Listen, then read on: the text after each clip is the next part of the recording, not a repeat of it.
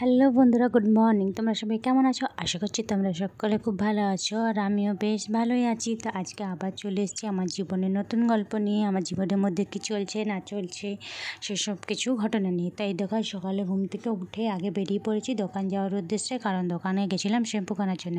কদিন ধরে প্রচুর পরিমাণে বৃষ্টি পড়ছে, তো মাথাটা ধোয়া হয়নি, শ্যাম্পু করা হয়নি। ছোটো বাচ্চা তো, তার জন্য প্রত্যেক দিন শ্যাম্পু করা হয় না। তো বাড়ি এসে দেখি এদিকে মা মাছ কিনে নিয়েছে, আর আমি সেহেতু সকালে ঘুম থেকে উঠে দোকান চলে গেছিলাম, চাটা খাওয়া হয়নি। তাই জন্য হলাম আজকে আর চা বিস্কুট খাবো না, একেবারে রুটি তরকারির সাথে একটু চা নিয়ে নেবো। রুটি তরকারির সাথে যেমন বলা তেমন কাজ, চা নিয়ে নিয়েছি। তারপর চলে গেছি ছেলেকে একটু খাওয়ানোর জন্য, কারণ আমার ছেলেকে তো প্রচুর কষ্ট করে খাওয়াতে হয়। একটা জিনিস খেলা নিয়ে ও খায় না, কিছু না। তো পাশের বাড়ির বৌদিদের বাড়ি গেছিলাম আজকে, ওদের সিঁড়িটাতে চাপ ছিল আর করছিলো, তো ও বেশ খাচ্ছিলো, এটাতে ভালো লাগছিলো। এই দেখো আমার মা খাওয়াচ্ছে আর আমি ভিডিও করছিলাম। বাড়ি চলে গেছিলাম আরেকবার, তারপর এসে পরে আরেকবার ভিডিওটা করলাম। তারপর বৌদি জলদি জলদি করে কাপড়গুলো ভিজিয়ে দিচ্ছে, জলদি জলদি কাপড়গুলো কাচলে জলদি জলদি শুকোবে, কারণ প্রত্যেক দিন এখন জল চলে আসছে একটু পরে। এই দেখো আজ আমি মাথা টাথা শ্যাম্পু করে ধুয়ে নিয়ে মন ফ্রেশ, মনও খুশি। এই দেখো আমি ছাদে বসে আছি, জামাগুলো যাতে শুকোলে পরে নিয়ে যেতে পারি, কারণ আমার ছেলে জামাগুলো যদি ভিজে যায়, তো ছোটো বাচ্চা, ওর তো অনেক জামা প্যান্ট লাগে, তার জন্য এখানে আমি বসে বসে শুকোচ্ছি। আর এই দেখো দিদা তখন চলে গেছিলো ওপরের দিকে, আমাদের ওপর দিকে, যেখানে আমি শ্যাম্পু কিনতে গেছিলাম, ওইদিকে জুতো এসেছিলো। আমার ছেলের সাইজে জুতো পেয়েছে, এই দেখো জুতো নিয়ে চলে এসেছি, আর ও জুতোগুলো ছাড়িনি, আর চলে এসেছিলো এদিকে ফুচকা আর চাট।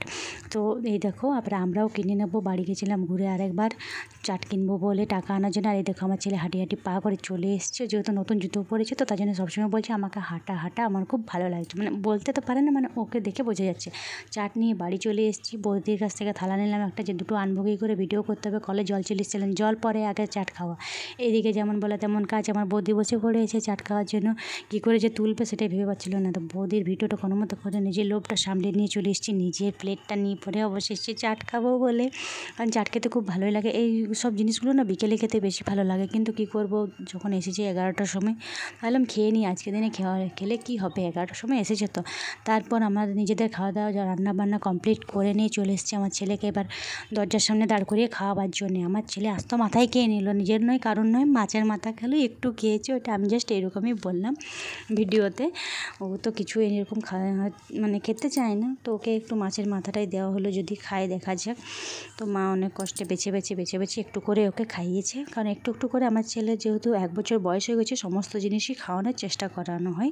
কিন্তু আমার ছেলে কেন জানি না, ওর টেস্ট হয় না, না কী যে হয় না, ও না খেতেই চায় না, মুখ থেকে শুধু বের করে দেবে, ফু ফু করে, থু থু করে। তো তোমাদের আমার বাচ্চাটার মতো কে কাদের বাচ্চা এরকম করে আমাকে একটু জানিও তো। বাচ্চাকে নিয়ে সত্যি পরেশান হয়ে যায় যে ও খাবার কেন খেতে চায় না, নিজের খাবারগুলো তো খাবেই না। তারপর নিজেরা খাবার নিয়ে বসে পড়েছি, প্রচুর জোর খিদে পেয়ে গেছে।